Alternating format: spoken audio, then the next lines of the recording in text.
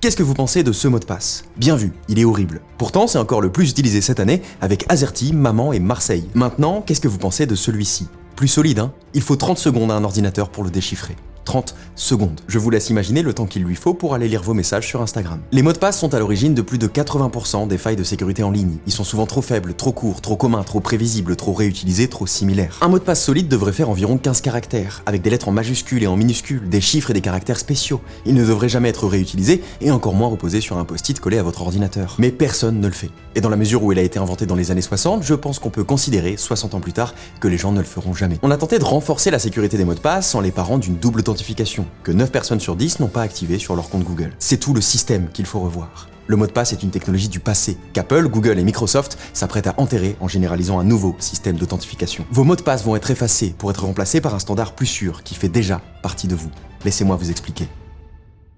Cette vidéo est en partenariat avec l'outil ultime pour partir en vacances, NordVPN. Première raison, NordVPN vous permet d'économiser de l'argent sur la réservation de vos billets de train, d'avion et d'hôtel. Les sites de booking adaptent souvent leurs prix en fonction de la localisation du visiteur. Vous pourriez par exemple être avantagé sur une chambre d'hôtel à New York en vous trouvant déjà aux États-Unis. En un clic, NordVPN fait passer votre connexion dans un tunnel virtuel chiffré vous localisant dans 60 pays. Deuxième raison, sécuriser votre connexion au Wi-Fi public. En voyage, on est souvent amené à se connecter au Wi-Fi d'une gare ou d'un restaurant et ces réseaux ne sont pas toujours sécurisés. En vous connectant à un Wi-Fi public avec NordVPN, vos données sont chiffrées et donc inexploitables par des hackers. Troisième raison, regardez des contenus français depuis l'étranger. NordVPN vous permet de vous connecter sur un serveur français depuis l'autre bout du monde pour continuer à regarder vos séries ou les matchs de la Coupe du Monde comme si vous étiez en France. Avec un seul compte, vous pouvez sécuriser vos données, vous localiser dans plus de 60 pays sur 6 appareils différents comme votre smartphone, ordinateur et votre tablette. Vous trouverez en description le lien nordvpn.com/leodeuf pour tester NordVPN avec une garantie satisfait ou remboursée de 30 jours et si vous prenez un abonnement de 2 ans, NordVPN vous offre 4 mois gratuits. Merci à eux de soutenir la chaîne cette année. Un mot de passe, c'est une clé d'accès qui vous permet d'affirmer que vous êtes bien la personne que vous prétendez être pour regarder une série sur votre compte Netflix, lire vos messages Twitter ou faire un virement bancaire. Ce même mot de passe est le pire moyen de vérifier votre identité et de protéger vos données parce que vous le réutilisez probablement sur un site qui a déjà été piraté, que vous avez oublié l'avoir prêté à quelqu'un, que vous l'avez donné à un gars qui se faisait passer pour Netflix dans un cybercafé à l'autre bout du monde, que c'est le nom de votre chien suivi de votre année de naissance ou qu'un ordinateur peut le craquer en moins de temps qu'il ne lui faut pour démarrer. Le problème, c'est qu'il n'y a aucune différence entre vous et n'importe qui d'autre connaissant ce mot de passe. C'est comme si vous aviez dupliqué plein de fois les clés de chez vous et que vous savez plus vraiment où vous avez mis les autres. Il y a de quoi ne pas endormir la nuit. Et ce qui se trouve dans votre compte iCloud est sûrement plus précieux que ce qu'il y a dans vos tiroirs. La volonté de ce nouveau système d'authentification, c'est de remplacer ces quelques caractères duplicables à souhait par un objet unique que vous avez tout le temps avec vous.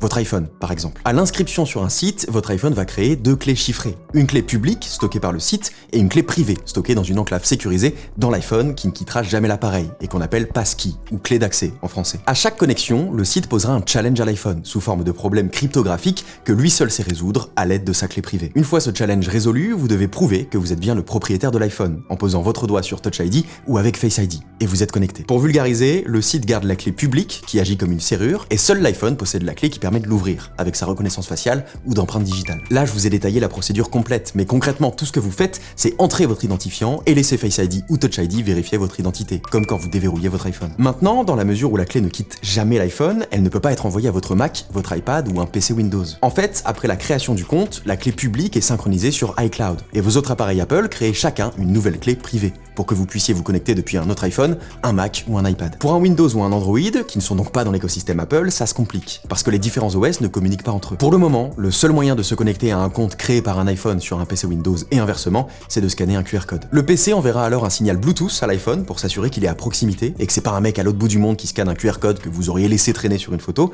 et après cette vérification, le PC est certain de votre identité et il est en mesure de créer sa propre clé privée pour ne plus avoir à recommencer cette procédure aux prochaines connexions. Alors le QR code, c'est pas ce qu'on a fait de plus moderne. Les gestionnaires de mots de passe comme NordPass, OnePassword et Dashlane vont faciliter l'adoption du standard en stockant eux-mêmes les clés, les rendant ainsi compatibles avec tous les OS, mais Apple, Google et Microsoft discutent actuellement pour connecter leur système et faciliter la transition d'un OS à un autre. Il y a encore beaucoup de travail sur ce standard, mais dans l'année qui arrive, vous allez voir pas mal de services vous proposer de transformer vos mots de passe en passkey. PayPal, Amazon, Meta et plein d'autres l'adoptent déjà.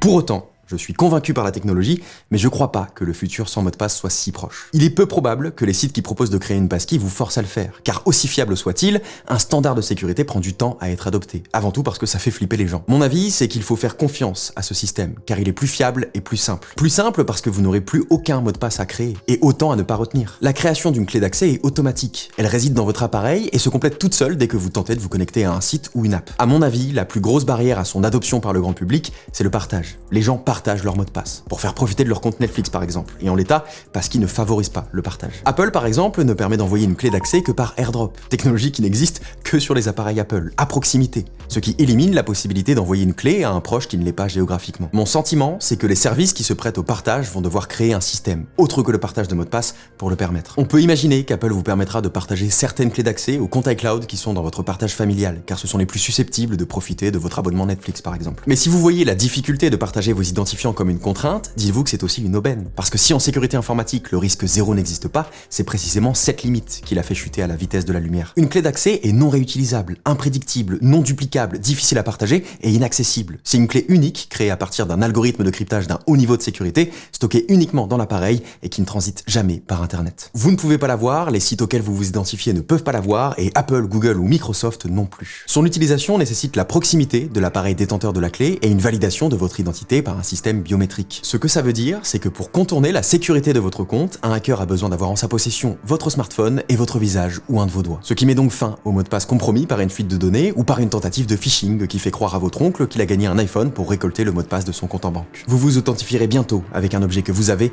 et avec ce que vous êtes. Vous n'aurez plus besoin de mot de passe, vous le serez. Je suis très curieux de lire votre avis à ce sujet. Merci à tous, merci à NordVPN, c'était Léo Duff.